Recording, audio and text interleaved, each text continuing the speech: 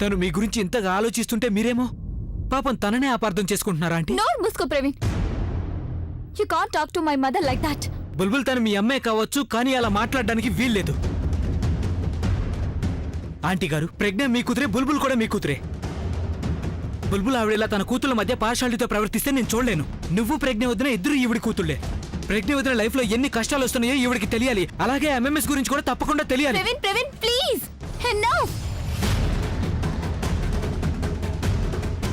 ఇంకొక్క మాట కూడా మాట్లాడొద్దు నువ్వు. అమ్మ తనేదో వాగుతున్నాడు, అన్ని అబద్ధాలు చెప్తున్నాడు. మీరు తన మాటలు ఏం పట్టించుకోకండి. రండి మనం లోపలికి వెళ్దాం. అమ్మ తను అమ్మా. ఏం జరుగుతోంది ప్రజ్ఞ జీవితంలో? ఏ ఎంఎంఎస్ గురించి మాట్లాడుతున్నావు? నిన్నే అడుగుతున్నాను, ఏం జరుగుతోంది ప్రజ్ఞ జీవితంలో? ఇప్పటిదాకా ఇంత మాట్లాడావు, ఇప్పుడేమైంది నీకు? ఏ ఎంఎంఎస్ గురించి మాట్లాడుతున్నావు నువ్వు? చెప్పు. అమ్మ మీ కొంట్లో బాగోలేదు కదా, ప్లీజ్ నా మాట వినండి. రండి. నేను అడుగుతున్నానుగా, చెప్పు. ప్రజ్ఞ వదిన ఎంఎంఎస్ సురేష్ వాళ్ళ ఇంటికి వచ్చాడు వైశాలి వదిన పిల్లలకి చదువు చెప్పడానికి.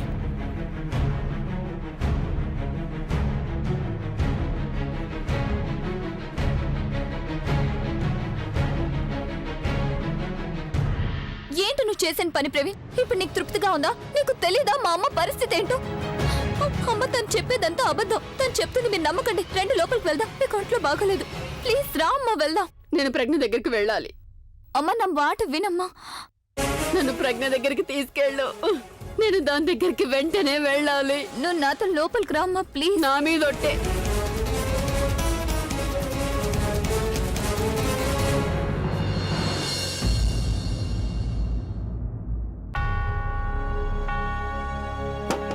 ఎక్స్క్యూజ్ మీ మ్యామ్, ఇదిగోండి మీరు అడిగిన CD. Thank you so much. దేవుడా, ఈ సీడీలో నాకు ఏదైనా క్లూ దొరకాలి. పిన్ని, యా ఏంటి బబ్లీ? నిన్ను కలవడానికి మీ మమ్మీ వచ్చారు. సరే నువ్వు వెళ్ళు, నేను వస్తాను. సరే పిన్ని. ఆ అమ్మ ఈ టైంలో ఇక్కడికి, దీన్ని ఎక్కడ దాచిపెట్టాలి?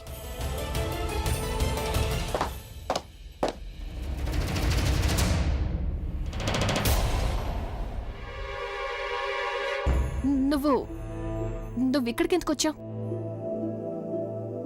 నీ బ్యాడ్ లక్ తో నిండున్న నీ లైఫ్ లోకి నీకు బ్యాడ్ న్యూస్ చెప్పడానికి వచ్చాను. బ్యాడ్ న్యూసా? మీ అమ్మ వచ్చింది నిన్ను కలవడానికి. కింద కూర్చుంది. పాపం చాలా కంగారుగా ఉంది. బహుశా నీ ఎంఎంఎస్ చూసిందనిపిస్తుంది. వెళ్ళు వెళ్ళు, ఇక్కడ నిలబడి ఏం చూస్తున్నావు? మళ్ళీ ఆవిడకి హార్ట్ అటాక్ వస్తుందేమో. వెళ్ళు మరి, వెళ్ళు వెళ్ళు.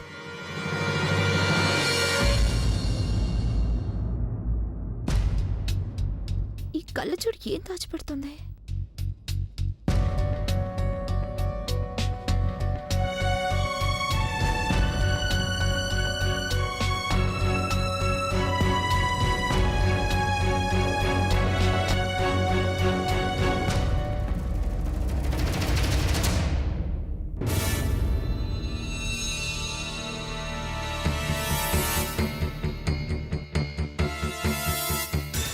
సరళ గారు ఈ టైంలోనా? చాలా గాబరాగా ఉన్నట్టున్నారు. ఆవిడ గురించి చాలా బాధపడుతున్నట్టున్నారు.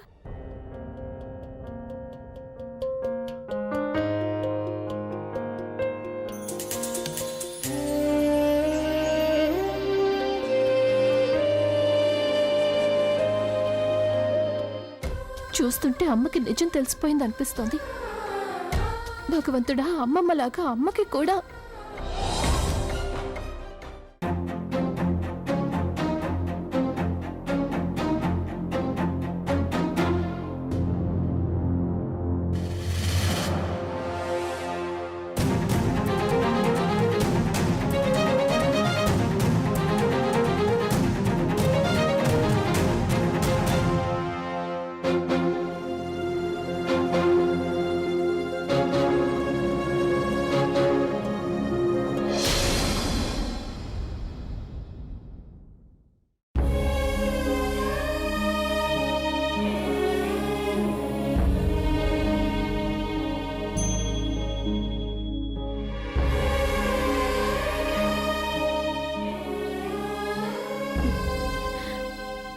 నువ్వేం బాధపడకు. మీ అమ్మ వచ్చేసిందిగా. ఈ ప్రపంచంలో నిన్ను ఎవరు నమ్మినా నమ్మకపోయినా మీ అమ్మ ఎప్పుడు నీకు తోడుంటుంది, నిన్ను నమ్ముతుందమ్మా. కోపంగా ఉన్నాను నీ మీద. నువ్వేమనుకున్నావు? నా ఆరోగ్యం పాడవుతుంది అనుకున్నావా? నేను ఇవన్నీ భరించలేను అనుకున్నావా? నువ్వు నాకెందుకు చెప్పలేదు? నాకు తెలుసు, ప్రతి అమ్మాయి సంసారంలోని బంధాల్లో ఒకసారి అమృతం దొరికితే ఒకసారి విషం తాగాల్సి వస్తుందమ్మా. కానీ ఎందుకో నీ దగ్గరకు వచ్చేసరికి ఎప్పుడు విషమే వస్తోంది. అమృతం నీ దగ్గరికి ఎప్పుడు వస్తుంది ప్రజ్ఞ? ఎప్పుడే? ఏం జరుగుతుంది ఇక్కడ? అదే అమ్మా కూతుళ్ళ మహాభారతం. డ్రామాలు చేయడం వీళ్ళ దగ్గరే నేర్చుకోవాలి. మీరు నా మీద కళ్ళెర చేస్తున్నారెందుకు? ఈ కళ్ళెర చేయటం మీ ఇద్దరు కూతుళ్ళకి చిన్నతనంలోనే చూపించుంటే ఈ డ్రామాలు చేయాల్సిన అవసరం ఉండేది కాదు. ఒక్క విషయం చెప్పాల్సింది, ఏం నేర్పించారు అసలు మీ ఇద్దరు కూతుళ్ళకి? ఒక్క కూతురు వేరెవరికో కావాల్సిన భర్తని వల్లో వేసుకుంటుంది. ఇక రెండోది, పెళ్ళై సంసారం చేస్తూ కూడా ఇంకొకరితో అక్రమ సంబంధం పెట్టుకుంటుంది. ఛీ! ఇదా మీరిచ్చిన సంస్కారం వాళ్ళకి? నాకైతే తలుచుకుంటేనే సిగ్గేస్తోంది.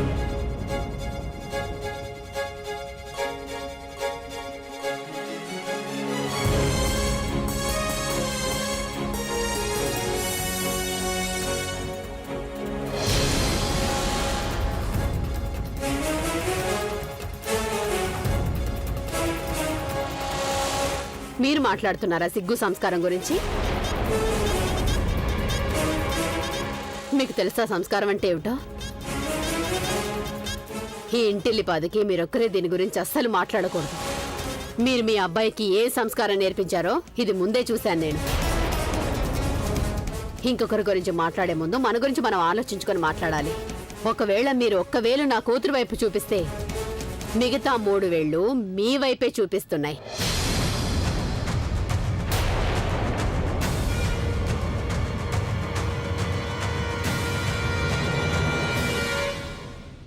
జాగ్రత్తగా ఉండండి. అయినా నేను ఇంటికి ఒకరికి ఉపన్యాసం ఇవ్వడానికో లేక సర్ది చెప్పుకోవడానికో రాలేదు. నేనేం చెప్పడానికి వచ్చానంటే, నాకు నా కూతురు మీద పూర్తి నమ్మకం ఉందని, నాకు తెలిసి నా కూతురు అసలు ఎటువంటి తప్పు చేయలేదని.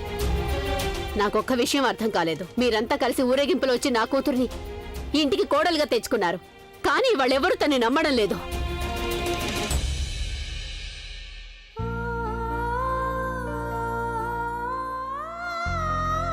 ఇది నేనిచ్చిన సంస్కారం. నీకెన్ని కష్టాలు ఎదురొచ్చినా సరే తల్లి, నువ్వు నీ అత్తగారింటిలోనే ఉండాలి. సుఖం కాని దుఃఖం కాని ఆ కుటుంబం వాళ్ళతోనే పంచుకోవాలి. నీ మీద వచ్చిన ఈ అపవాదుకి నువ్వొక్కదానివే పోరాడు. ఈ కుటుంబంలో ఎవరూ తోడు రావడం లేదు. ఇంటి పరువు తన పరువు కోసం పోరాడుతోంది. అయినా వీళ్ళంతా నిలబడి తమాషా చూస్తున్నారా? నాకు అర్థం కావడం లేదు. మీరంతా ఇలా ఎందుకు చేస్తున్నారో, మీ మనసులో ఏముందో, ఏం చేయాలనుకుంటున్నారో. కానీ మీ కళ్ళే మీ అందరి నిజాయితీ ఏంటో చెప్తున్నాయి. నా కూతురు సంస్కారం తన్ని నిస్సహాయరాల్ని చేసింది నాకేం చెప్పడం లేదు. కానీ నేను ప్రజ్ఞని ఇంట్లో ఉండనివ్వను.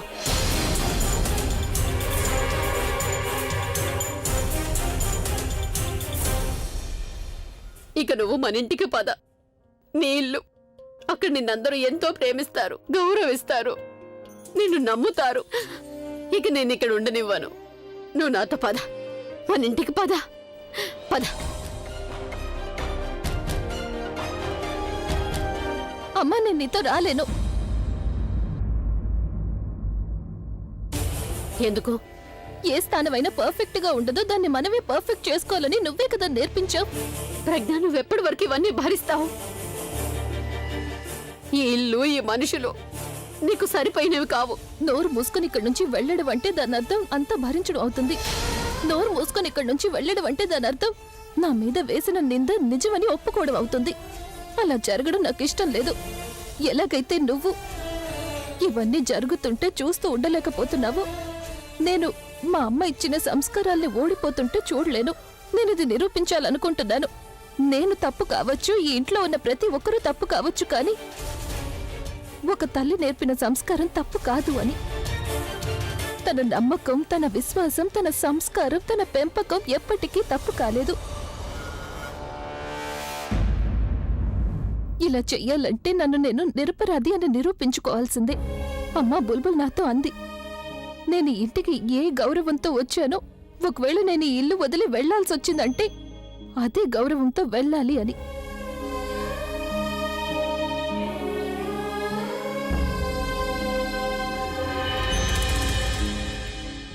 భగవంతుడు అందరికీ నీలాంటి కూతుర్నివ్వాలి. నాకైతే నువ్వు ఉండనే ఉన్నావు. తెలివి గలదానివి, అందరికంటే చక్కటి పిల్లవి. సరే, నువ్వు ఇక్కడ ఉండాలని అనుకుంటున్నావు కదా, ఉండమ్మా. నాకు తెలుసు నువ్విదంతా అమ్మ కోసం. అభి నానమ్మ. అభి వాళ్ళ నానమ్మ ఎక్కడుంది? అభి వాళ్ళ నానమ్మ ఎక్కడుంది? పైన గదిలో ఉన్నారు. అయితే మిగతా వాళ్ళలాగా ఆవిడ కూడా నిన్ను ఆవిడ స్పృహలో లేరు. ఎప్పుడైతే ఆవిడ ఈ వీడియో చూశారో తన పరిస్థితి ఏమీ బాలేదమ్మా.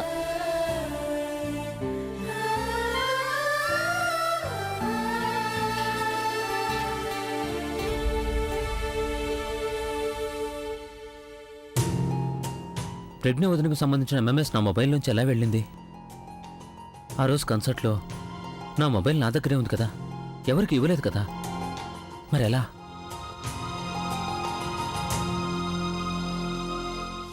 నాకు ఒకసారి మీ మొబైల్ ఇవ్వగలుగుతారా? నేను అర్జెంట్గా ఒక కాల్ చేయాలి, కానీ నా మొబైల్లో నెట్వర్క్ నా లేదు. ఫోన్లో బ్యాటరీ అయిపోయింది. ఛ! నేనేమో ఆలోచిస్తున్నాను. లేదు, వేరెవరైనా కావచ్చు కదా. బట్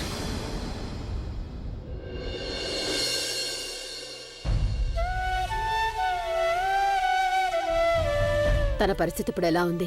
డాక్టర్స్ ఏమన్నారు? నాకేం తెలీదమ్మా, ఎవరు నాకేం చెప్పడం లేదు. కానీ నువ్వేం దిగులు పడకమ్మా. నువ్వు నాకు ఏ హక్కు కోసమైతే పోరాటం నేర్పించావో, నాకు కేవలం ఒక్క విషయంలోనే టెన్షన్గా ఉంది. అదేంటంటే, ఒకవేళ నీకు తెలిసిందంటే నీ పరిస్థితి ఏమవుతుందని. కానీ నీలో ఇంత మనస్థైర్యాన్ని చూసి నువ్వు నాకు అండగా నిలబడ్డం చూస్తూ ఉంటే నాకు చాలా ధైర్యంగా ఉంది. ఇక ఈ ఇంట్లో నా గౌరవాన్ని, నా హక్కుని నేను తిరిగి తీసుకునే తీరుతాను. నువ్వు తప్పకుండా సాధిస్తావు తల్లి. నువ్వు సత్యాన్ని, మనస్థైర్యాన్ని ఎప్పుడూ కోల్పోవద్దు. గెలుపు నీదే అవుతుంది.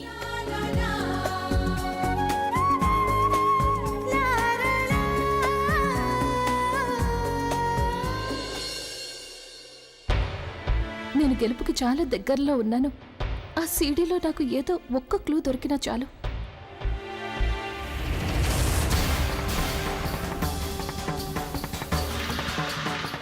ఈ సీడీ ఎక్కడ పోయింది? ఇక్కడే కదా పెట్టాను.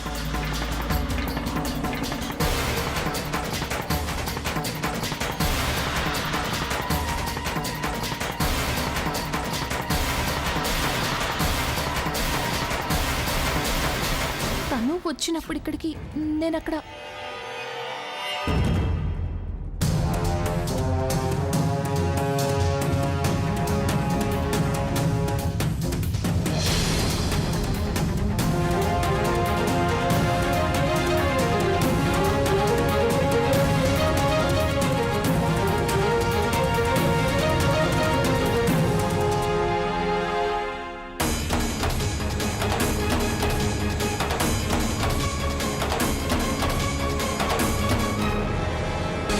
వైశాలి అక్కయ్య, నువ్వు నాకు ఏదైతే చేయమని చెప్పావో నేను అదంతా చేసేశాను. ఇంట్లో లైట్స్ అన్నీ తీసేశాను. కానీ నాకు అర్థం కావడం లేదు, అసలు లైట్లు ఆర్పేయడం వల్ల ఏమవుతుంది? ఓ, ఇది చాలా గొప్ప ప్లాన్. నేను చేసి చూపించనా? ఇదిగో చూడు.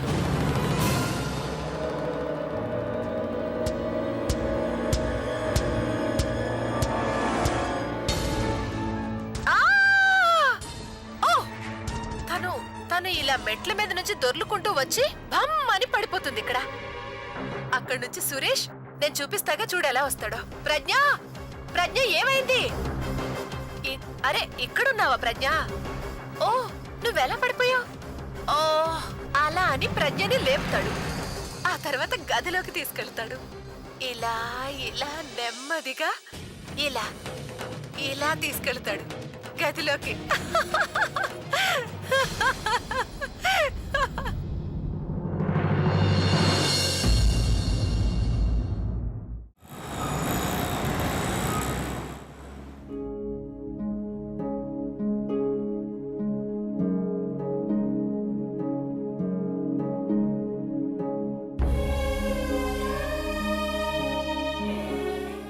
అమ్మా అమ్మా నువ్వేం టెన్షన్ పడొద్దు, అక్కడంతా చక్కబెడుతుంది.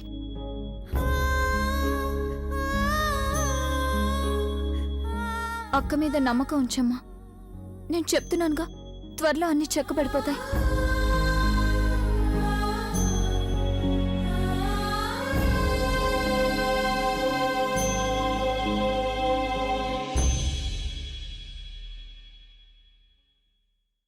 ఇరవై 24 గంటల టైం ఇస్తున్నాను నువ్వు నిరపరాధివని ప్రూవ్ చేసుకోవడానికి. ఒకవేళ 24 గంటల్లో నువ్వు నిరపరాధివని ప్రూవ్ చేసుకోలేకపోతే నీ అంతటా నువ్వే ఈ ఇల్లు వదిలి వెళ్లాల్సి ఉంటుంది. నాకు సాక్ష్యం చివరికి దొరికిపోయింది.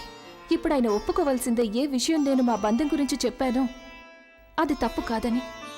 నా నిజంతో పాటు ఇంకో సత్యం కూడా నిరూపించబడుతుంది. ఒక ఆడదాని కుంకుమ భాగ్యం ఎప్పటికీ తన వెంటే ఉంటుంది అని. అప్పుడు మీరు నన్ను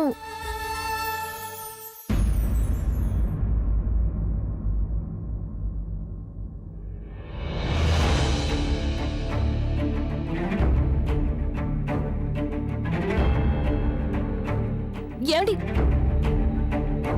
ఏంటి నేను చేసి చూపించాను. ఏం చేసి చూపించు? 24 గంటలు అవ్వకముందే నేను నిరపరాధినని నిరూపించుకున్నాను. నేను చెప్పాను కదా మాటలు కాదు సాక్ష్యం కావాలని. మాటలు కాదు, సాక్ష్యం ఉంది నా దగ్గర. మీరు నమ్మడం లేదు కదా. ఈ సీడీలో సీసీటీవీ కెమెరా రికార్డింగ్ ఉంది. దీంట్లో క్లియర్ గా కనిపిస్తోంది వైశాలి అక్కయ్య కావాలని బాల్ బేరింగ్స్ ని మెట్ల మీద వేసింది, దాంతో నేను పడిపోవాలని. సురేష్ నన్ను కేవలం ఒక స్నేహితుడిగా కాపాడడానికి వచ్చాడు, కానీ వాళ్ళు ఆ ఎంఎంఎస్ లో దాన్ని వేరేలాగా మార్చేశారు. నేనెందుకు మాట్లాడుతున్నాను? మీకు సీడీ చూపిస్తాను.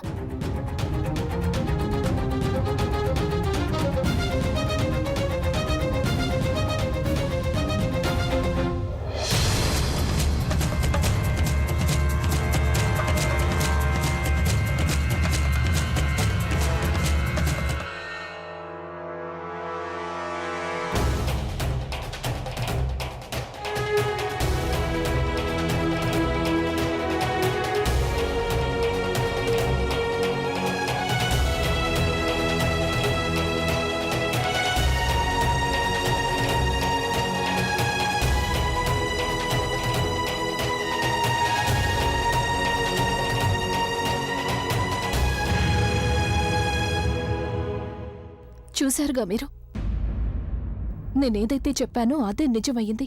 మీరనుకున్నది తప్పు. మీరిది కూడా చూసుంటారు. వైశాలి అక్కయ్యతో ఇంకెవరో ఉన్నారు. వాళ్ళు ఎవరు, ఇంటి వాళ్ళ, బయట నుంచి వచ్చారో కూడా నాకు తెలీదు. కానీ వీళ్ళిదంతా ఎందుకు చేస్తున్నారు, నా గురించి ఏమనుకుంటున్నారు అదంతా నాకు తెలీదు. నేనేవాలోచిస్తున్నానంటే నా గురించి మీరేమనుకుంటున్నారు అని. నేను ఆలోచించేది ఏంటంటే వీటన్నిటి వల్ల అమ్మమ్మకి ఈ పరిస్థితి వచ్చింది. నాకైతే తెలీదు, కానీ ఇవన్నీ చూసి మీకు తృప్తి కలిగిందో లేదో కానీ నాకు కనీసం ఒక విషయంలో మనశ్శాంతిగా ఉంది. నేను మన బంధాన్ని, అమ్మమ్మ నమ్మకాన్ని వమ్ము కాకుండా కాపాడాను. మీ దృష్టిలో నేను దిగజారిపోకుండా నన్ను కాపాడుకున్నాను. మీరు చాలా చెడ్డ, మీరు మంచివారే, కానీ జనాలు గుర్తించడంలో చాలా చెడ్డవారు. మీరేది చూస్తారో ఏది వింటారో దాన్ని నిజమని నమ్ముతారు, కానీ ఒక్కొక్కసారి నిజాన్ని అనుభవించాల్సి వస్తుంది. ఒక మనిషి గురించి మీ మనసు ఏదైతే చెప్తుందో ఒక్కొక్కసారి అదే నిజమని తెలుసుకోవాలి. మీరిది నేర్చుకోవాల్సి ఉంటుంది.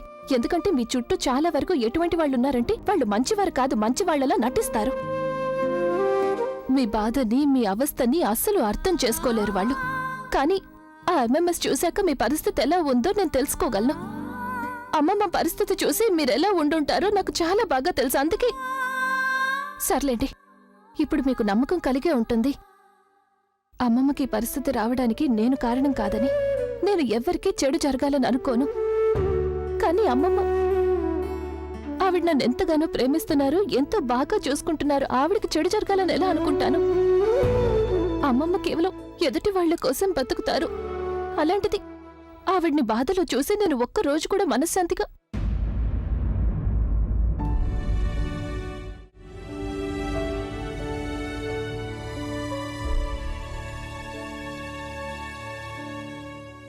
నేనెప్పుడూ మీ సంతోషాన్ని కోరుకున్నాను. మీరేమో ఎప్పుడు నన్ను బాధ పెడుతూ ఉంటారు. కనీసం దానివల్ల నాకెలా ఉంటుంది అని కూడా ఆలోచించరు. ఏదైనా భరిస్తాను కాని ఇంత పెద్ద నిందని ఎలా భరించగలను? ముఖ్యంగా అప్పుడు మీ గురించి నా ఆలోచన మారిపోయినప్పుడు,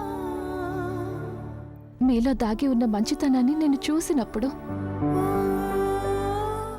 నా మనసులో మీ మీద గౌరవం ఎంతగానో పెరిగినప్పుడు, నేను మిమ్మల్ని ఎంతగానో ప్రేమ